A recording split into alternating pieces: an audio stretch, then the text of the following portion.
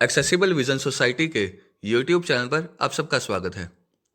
इस वीडियो में हम अपने बायोस्फीयर रिजर्व को कंप्लीट करेंगे। बायोस्फीयर रिजर्व जैवमंडल संरक्षित क्षेत्र। हमने पिछली वीडियो में ये होते क्या हैं, इनकी शुरुआत कब से हुई और भारत के 10 बायोस्फीयर रिजर्व की बात करी थी। अब हम जो बचे हुए बायोस्फीयर रिजर्व हैं उनकी बात करेंगे। बिना किसी देरी के शुरुआत करते हैं। भारत का 11वां बायोस्फीयर रिजर्व है पंचमढ़ी जैवमंडल संरक्षित क्षेत्र। इसे साल 1999 में बनाया गया था। 1999 में बनाया गया था और 2009 में इसे यूनेस्को के मैब प्रोग्राम में शामिल किया गया। यह मध्य प्रदेश राज्य में स्थित है। यहाँ पर आपको सतपुड़ा राष्ट्रीय उद्यान और बोरी अभ्यारण्य देखने को मिलेगा। यह क्षेत्र सतपुड़ा की रानी के नाम से भी जाना जाता है क्योंकि पंचमढ़ी एक हिल स्टेशन भी है।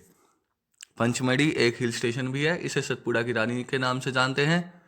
यहाँ पर जाइंट स्क्विरल और फ्लाइंग स्क्विरल जैसी गिलहरी की 2 प्रजातियों का संरक्षण किया जाता है।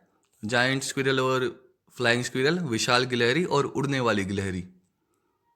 यहाँ पर आपको कई प्राचीन गुफाएं भी मिलेंगी और ऐतिहासिक रॉक पेंटिंग भी यहाँ पर आपको देखने को मिलेगी। यहाँ की वनस्पति में साल और सागौन के सघन वन मिलेंगे। यह क्षेत्र मध्य भारत के वन्य जीव गलियारे का एक अहम हिस्सा है। मतलब यह क्षेत्र वन्य जीवों के आवागमन का जो रास्ता है उसमें पड़ता है, उसका एक मुख्य हिस्सा है। आगे बढ़ते हैं और बात करते हैं अब कंचनजंगा बायोस्फीयर रिजर्व की। कंचनजंगा जैवमंडल संरक्षित क्षेत्र, यह भारत का 12वां संरक्षित क्षेत्र है। भारत का 12वां जैवमंडल है। इसे साल 2000 में बनाया गया था और 2018 में इसे यूनेस्को के मैब प्रोग्राम में शामिल किया गया। यह सिक्किम राज्य में स्थित है। यहाँ पर आपको कंचनजंगा राष्ट्रीय उद्यान मिलेगा। यह विश्व के सबसे ऊंचे संरक्षित क्षेत्रों में से एक है। कंचनजंगा चोटी आपको यहाँ पर मिलेगी। हिम तेंदुआ, लाल पांडा और कस्तूरी मृग जैसे वन्य जीवों का संरक्षण किया जाता है।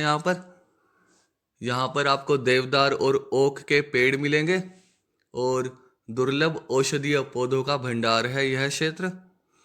इसे यूनेस्को के मिश्रित धरोहर स्थल की सूची में भी रखा गया है। यह एक मिक्स्ड हेरिटेज साइट भी है। आगे बढ़ते हैं और अब बात करते हैं 13वें बायोस्फीयर रिजर्व की, 13th बायोस्फीयर रिजर्व इंडिया का। तो यह है अगस्त्यमाला जैवमंडल संरक्षित क्षेत्र। केरल और तमिलनाडु राज्य में है ये। यहाँ पर आपको शिंडुरनी, पेपारा और नियारा अभ्यारण्य मिलेगा। इसे साल 2001 में बनाया गया था और 2016 में इसे यूनेस्को में शामिल किया गया। यूनेस्को के मैब प्रोग्राम में शामिल किया गया। यह क्षेत्र पश्चिमी घाट के दक्षिणी छोर पर स्थित है। यहाँ पर आपको नीलगिरी तहर और एशियाई हाथियों का संरक्षण मिलेगा, संरक्षण किया जाता है। जमावड़ा मिलेगा यहाँ पर, मतलब आपको इनकी संख्या काफ़ी में बहुतायत में है ये इस स्थान पर। और यह क्षेत्र भी दुर्लभ औषधीय पौधों से भरा हुआ है। यहाँ पर आपको विश्व की प्राचीनतम जनजातियों में से एक कनिकर जनजाति का निवास भी मिलेगा।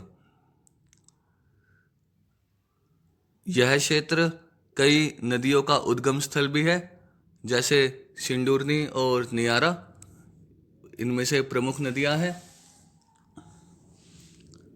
अब बात करते हैं भारत के 14th बायोस्फीयर रिजर्व की, जो है हमारा 14वां बायोस्फीयर रिजर्व है भारत का।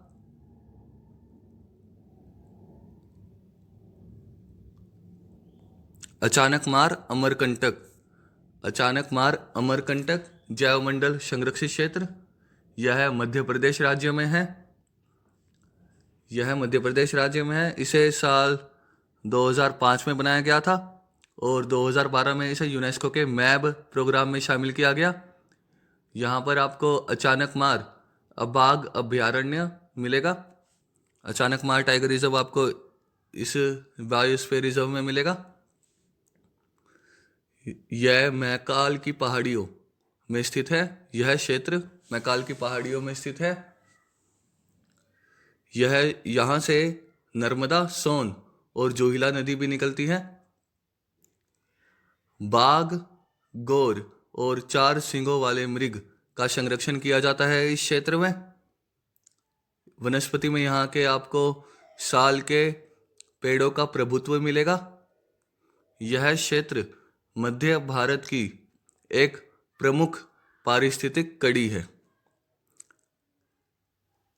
आगे बढ़ते हैं और भारत के 15th बायोस्फीयर रिजर्व की बात करते हैं, जो है कच्छ का रण बायोस्फीयर रिजर्व।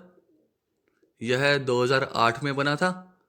यह गुजरात राज्य में स्थित है।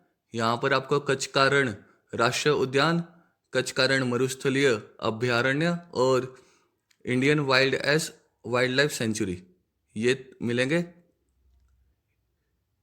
यह भारत का सबसे बड़ा जैवमंडल संरक्षित क्षेत्र है, जो 12,454 वर्ग किलोमीटर में फैला हुआ है। यह भारतीय जंगली गधों के अंतिम आवास के लिए प्रसिद्ध है। यहाँ की वनस्पति मरुस्थलीय और नमकीन है।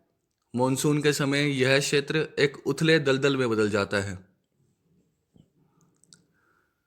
अब बात करते हैं हम शेषाचलम बायोस्फीयर रिजर्व की। शेषाचलम जैवमंडल संरक्षित क्षेत्र, जो भारत का 17वां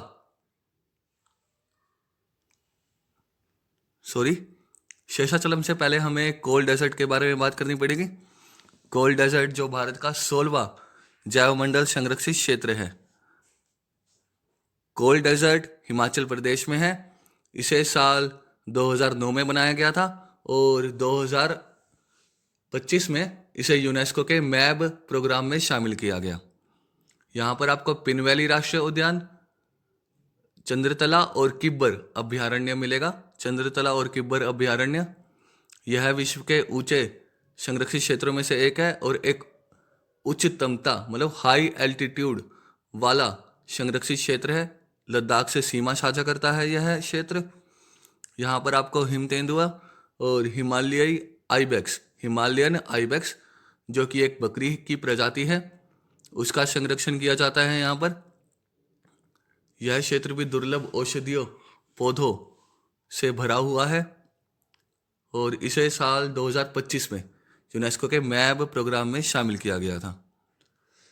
अगला बायोस्फीयर रिजर्व है शेषाचलम जैवमंडल संरक्षित क्षेत्र। यह भारत का 17वां जैवमंडल संरक्षित क्षेत्र है। यह पूर्वी घाट में स्थित है और अपने दुर्लभ लाल चंदन के पेड़ों के लिए जाना जाता है। यहाँ पर आपको श्री वेंकटेश्वर राष्ट्रीय उद्यान मिलेगा। इसे साल 2010 में बनाया गया था। यहाँ की पहाड़ियों में आपको तिरुपति बालाजी का मंदिर भी मिलेगा। तिरुपति बालाजी का मंदिर शेषाचलम जैवमंडल संरक्षित क्षेत्र में ही स्थित है। वन्य जीवों में यहाँ पर स्लोथ बियर और स्लेंडर लोरेस, जिसे हिंदी में सुस्त भालू और दुबले पतले लोरेस जैसे जीवों का संरक्षण किया जाता है।